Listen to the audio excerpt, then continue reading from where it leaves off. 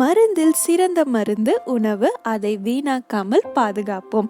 வணக்கம் மக்களே, உங்கள் அனைவரையும் ஒரிஜின் ஆஃப் குக்கிங் சேனலுக்கு வரவேற்கிறேன். நீங்கள் நம்ம சேனலை ஃபர்ஸ்ட் டைம் பார்க்குறவங்களா இருந்தால் சப்ஸ்கிரைப் பண்ணுங்கள் அண்ட் மறக்காமல் பக்கத்தில் இருக்கிற பெல் ஐக்கானை டக்குன்னு கிளிக் பண்ணிவிடுங்க. முதல்ல உங்கள் அனைவரிடமும் நான் மனம் வருந்தி மன்னிப்பு கேட்டுக்கொள்கிறேன். ஏன்னா சில பல சிக்கல்களால் லாஸ்ட் வீக் வீடியோ அப்லோட் பண்ண முடியாமல் போயிடுச்சு. ஒரு முக்கியமான விஷயமும் லாஸ்ட் வீக் ஸ்டார்ட் ஆயிருக்கு. அது உங்கள் எல்லாருக்குமே தெரியும். எஸ், நம்ம ஐபிஎல் ஸ்டார்ட் ஆகியாச்சு. ஸோ நம்மளும் விசில் போடணுன்னு கிளம்பிட்டோம். ஆனால் சாப்பாடு பிரியர்களான நம்ம அதை செலிப்ரேட் பண்ணாமல் இருந்தால் எப்படி? நோ வே. ஸோ செலிப்ரேட் பண்ணுறதுக்கு நம்ம சேனலோட தாரக மந்திரம் என்ன? ஸ்வீட் எடு கொண்டாடுதான். சரி, அப்படி என்ன ஸ்வீட் வச்சு கொண்டாட போகிறோம் தானே பார்க்குறீங்க. அது வேறு எதுவும் இல்லைங்க, நம்ம மோஸ்ட் ரிலாக்ஸிங் கேசரி தான். கேசரி ஓகே, அது என்னமோ ரிலாக்ஸிங்னு தானே கேட்குறீங்க. ஒன்றும் பெரிய ரீசன்லாம் இல்லைங்க. ஸ்வீட் லிஸ்ட்டில் இருக்கிற எல்லா ஸ்வீட்டையும் கம்பேர் பண்ணால் கேசரி பண்ணுறது தான் ரொம்ப ஈஸி. கேசரி தான் சாப்பிட்றவங்களுக்கும் சரி பண்ணுறவங்களுக்கும் சரி ரிலாக்ஸிங்கான ஒரு டிஷ். ஸோ வாங்க நம்ம ரிலாக்ஸிங் கேசரியோட ஹிஸ்ட்ரியை இப்போ பார்க்கலாம். 18th century மராத்தா எம்பையரில் தான் கேசரி நம்ம தமிழ்நாட்டில் ஃபேமஸ் ஆச்சு.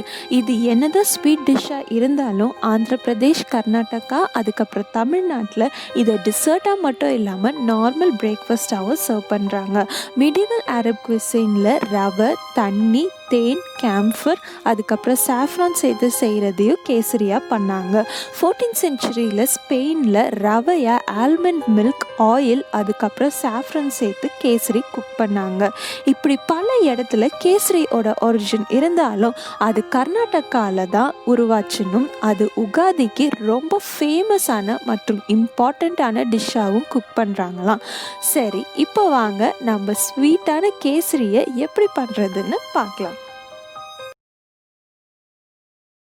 நாம் இன்றைக்கி சேமியா கேசரி பண்ண போகிறோம். ஸோ அதுக்கு முதல்ல தேவையான அளவு தண்ணியை ஒரு பாத்திரத்தில் சேர்த்து தண்ணி லைட்டாக கொதிக்க விடலாம். இப்போது அது கூடவே கல்லுப்போ கலர் பவுடரோ சேர்த்துக்கலாம். இதிலேயே வறுத்து வச்ச சேமியாவையும் சேர்த்துக்கலாம். சேர்த்து இதை நல்லா கிளறி விட்டு நல்லா வேக விடணும். அப்போ தான் கேசரி நல்லாயிருக்கும் சாப்பிட்றதுக்கு. இந்த மாதிரி நல்லா கொதிச்சு வந்த உடனே இதில் நம்ம சர்க்கரையை சேர்த்துக்கலாம். உங்கள் ஸ்வீட்னஸ்க்கு தேவையான அளவு சர்க்கரை சேர்த்துக்கோங்க. இப்போ இதை நல்லா கலந்து விட்டுடலாம். இந்த சர்க்கரை நல்லா கரைஞ்சதும் நம்ம நெய்யில் வறுத்து வச்சுருக்கிற முந்திரி பருப்பு சேர்த்துக்கலாம். அது கூடவே மேலே கொஞ்சம் நெய்யும் விட்டுக்கலாம். இப்போ இதை நல்லா கிளறிடலாம்.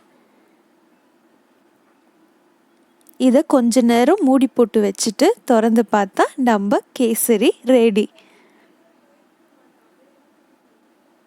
கேசரி பார்த்ததும் ஸ்வீட் மெமரி ஸ்டார்ட் ஆகிருக்கும்னு நினைக்கிறேன். ஸோ உங்கள் வீட்லேயும் நீங்கள் கேசரி பண்ணி என்ஜாய் பண்ணுங்கள்.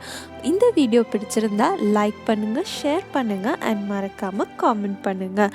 உங்களை அடுத்த வரலாறு வீடியோவில் சந்திக்கிறேன். அதுவரை உங்களிடமிருந்து டாடா பாய் பாய் சொல்லி விடைபெறுவது உங்கள் கீகி.